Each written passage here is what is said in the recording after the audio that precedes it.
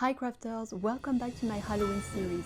My list of spooky yet friendly creations keeps on growing and I'm really happy with how my setup is starting to look. Maybe yours too if you've been crafting along with me. Today we are adding a new character, a lady skeleton inspired by Cinderella. For this project you will need paper mache paste, a bit of water, some flour, aluminum foil, sculpting tools, a round shampoo bottle, a wooden skewer, paints in shades of blue, white, brown, fuchsia, yellow, red and black, metallic markers in bronze, copper and blue, oil pastels, a glue gun, ribbons and a little piece of lace or elastic if you want to decorate. We start with the head. I roll a small ball of paper mache paste, soften it between my hands and place it on a skewer. If it's too soft, I add flour, and if it's too hard, just a little water. Then I trace the main guidelines, one line for the eyes, one for the nose and one for the mouth. Those will help me keep my proportions later.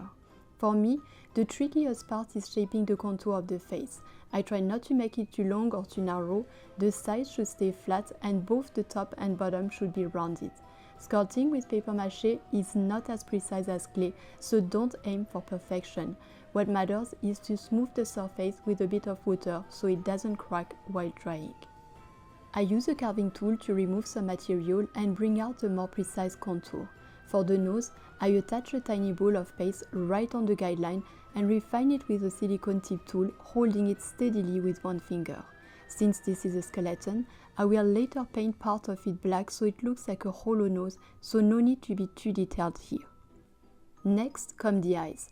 I dig 2 deep cavities along the eye line on each side of the nose, first with a silicone tool, then with a rounded one to widen and deepen them. Once I'm happy, I go back and refine the chin because it's easier to see the right proportions once the nose and eyes are in place. I mark the mouth and then move on to one of my favorite steps, the hair. I take a simple round flat piece of paper mache and carefully place it on the head, which has already started to dry, and then I sculpt it.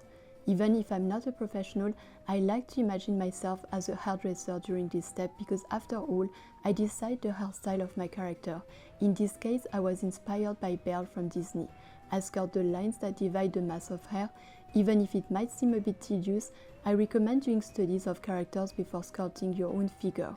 As I mentioned earlier, sculpting a refined piece in paper mache is tricky because the paper gives it rigidity. That's why it's much less frustrating to know exactly what you want to sculpt and how in the short time before the paste dries. When I talk about studies, I mean preliminary sketches of faces, at least 10, or as I recommend first, learning to draw a face on paper. As a French teacher, I know well how repetition builds learning in my field, but it's true in every domain. When you study anatomy on paper, you truly enrich your understanding of morphology and become able to imagine the bones, joints and muscles beneath the surface, so that the proportions of your subject are correct and not random, as they are often for beginners. You then become capable of judging the accuracy of all the details you give your character, the placement of the eyes, the nose, their size. You know what you're doing, which removes part of the frustration of copying without really understanding. Artists who have years of observation know exactly the natural position of a subject, whether human or animal, and where shadows fall on different parts of the body when they paint their sculptures to make them look realistic. Of course, this is primarily about the play of light and shadow in addition to proportions, which makes the character look realistic. Here, you see me using a curved tip sculpting tool to lift the mass of the hair. I really recommend getting proper sculpting tools for this project. You can find some very inexpensive ones on Amazon, and if you'd like to support my channel and get the same tools I use, you can click on the links in the description. They will take you directly to the products. The sculpting stage for the head is the longest one. It can take up to an hour. Personally, I find it relaxing, but if that's not the case for you, try to be patient and listen to some music while you sculpt. As I always say on this channel, you can't make an omelette without breaking eggs. And by the way, it's a French expression. Once I'm satisfied with the head, I move on to the body of my character. For now, my little lady is resting on my sculpting tool, but I won't let her dry here. I wrap a strip of aluminum foil around the tool just under her head to form her neck. Then once the neck is in place, I add thin layer of paper mache on top to shape it. Of course, I smooth it with water to attach it seamlessly to the head. Next, I place the body in the center of a square of foil and roll it around to form the arms. I make them as thin as possible since these are supposed to be bony skeleton arms. As with the neck, I add more material over the foil and blend it in as smoothly as I can. I also refine her torso and give her nice rounded shoulders with a puffed up shape as if she were wearing a dress. I lengthen the arms with more foil joined with paper mache and water. I position the arms gracefully like those of a dancer since that's the effect I'm going for. For the dress, I use a rounded conditioner bottle as a base. I cut it with a craft knife, remove the stick I was using to support my doll, and then place the bottle in its place. I add foil inside the neck of the bottle, cover it partly with more foil and create a little socket where the doll can be inserted.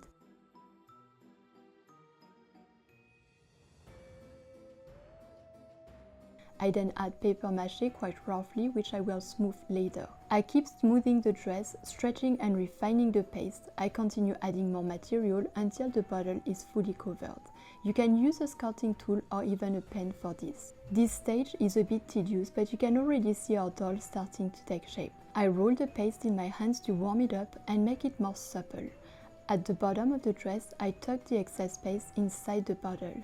It won't dry as quickly as the rest, but once it does, you can remove it and get a neat edge at the bottom of the dress. The design of my dress includes petal-shaped decorations, which I begin creating and attaching to the dress with water. I'm whimsical at heart, so I enjoy these details. If you don't, feel free to skip them. For the hands, I place tiny balls of paste at the ends of the wrists and sculpt them delicately, cutting fine lines to form fingers. Usually, I make just 4 per hand. I create thinner petals by rolling the paste flat and layering them over the thicker petals, tracing their shape with a sculpting tool. As it dries, the statuette already starts to look like it's made of stone.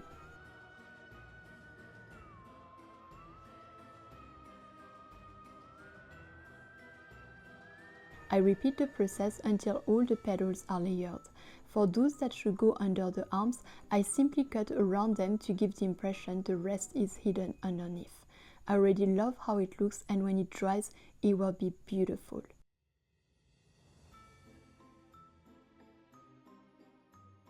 Since the chest looks a bit small, I rework it, adding more volume. First, 2 new balls, then a strip of paste to cover them.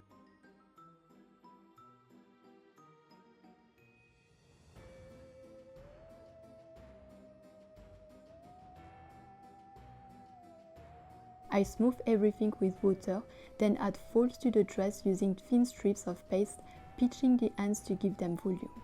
Now I move on to the hair ornaments, small flowers that I carefully place on the hair.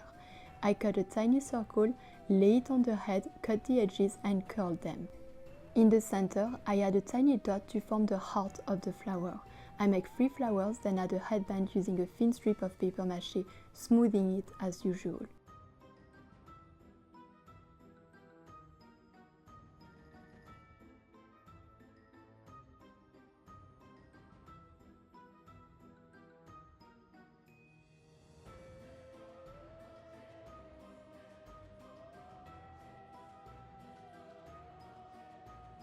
For painting, I prepare 3 shades of blue, including 1 metallic for the dress.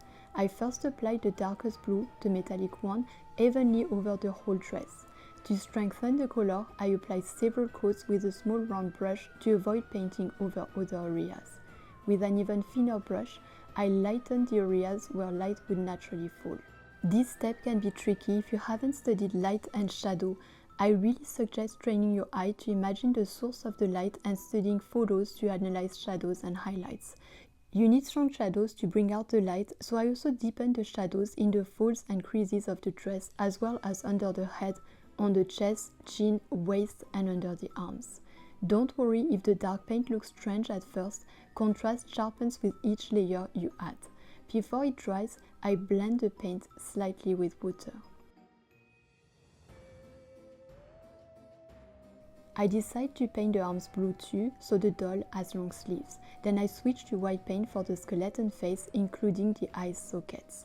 It takes several coats and a lot of precision to get a spectral white. I paint the fingers as well, correcting any smudges with more blue around the hands. For the hair, I start with light brown across the whole head, then add darker brown in the folds and shadowed areas like the forehead.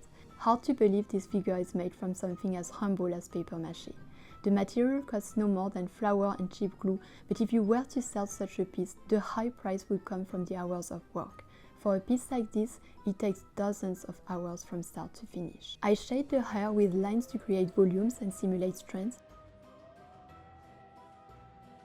Then back on the dress, I add touches of white at the edges of each petal to mimic lace.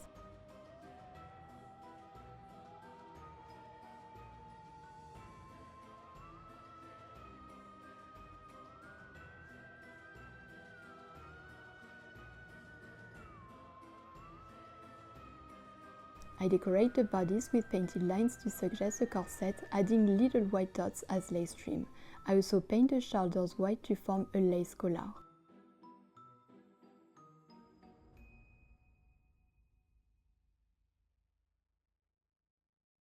For the hair ornaments, I paint the headband white, one flower fuchsia and the others yellow. Then comes a more technical stage. I add a black line under the eye sockets, outline the eyes, paint the tip of the nose, between the lips and between the fingers. To give it a Dia de los Muertos look, I use a red marker around the eye sockets. I balance this with touches of black. I use a metallic blue marker to deepen shadows in the eye cavities and dress folds, a pink marker to brighten the fuchsia flower, orange at the center of the pink and yellow flowers, bronze for the shadows in the hair, and copper for highlights.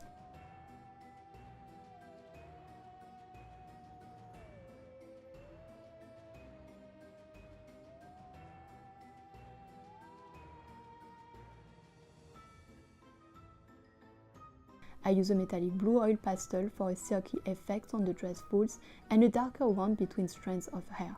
A white pastel helps cover imperfections in the paper mache.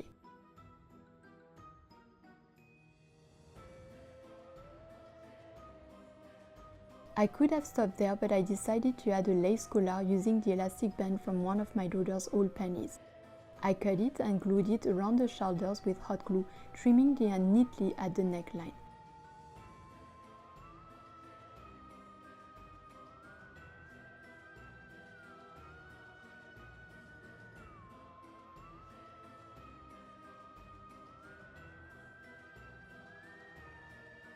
I also add a strip of transparent blue ribbon across the shoulders as a shawl and another ribbon at the bottom of the dress to hide imperfections.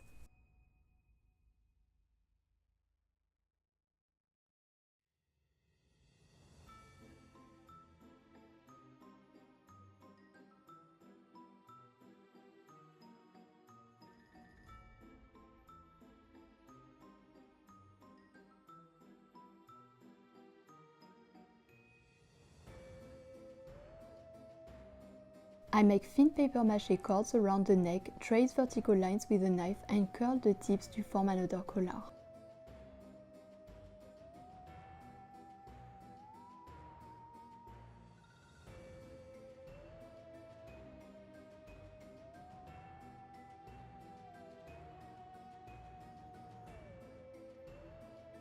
I paint the top blue and the bottom white, then I give the cheeks a rosy look with a pink pastel, adding a touch of red. I smudged a little under one eye by mistake and realized it later on camera, but it's easy to fix with white paint. And voila, another creation completed. Honestly, I'm quite proud of it. I find it both elegant and nostalgic, exactly as I imagined. I could have refined some details more, but overall it looks great. Of course, I'd love to hear your thoughts. Thank you so much for watching this video. If you enjoyed it, don't forget to leave a thumbs up. I have so many more ideas for Halloween, so if you'd like to follow this series, don't hesitate to subscribe. See you soon in another video. Until then, happy crafting!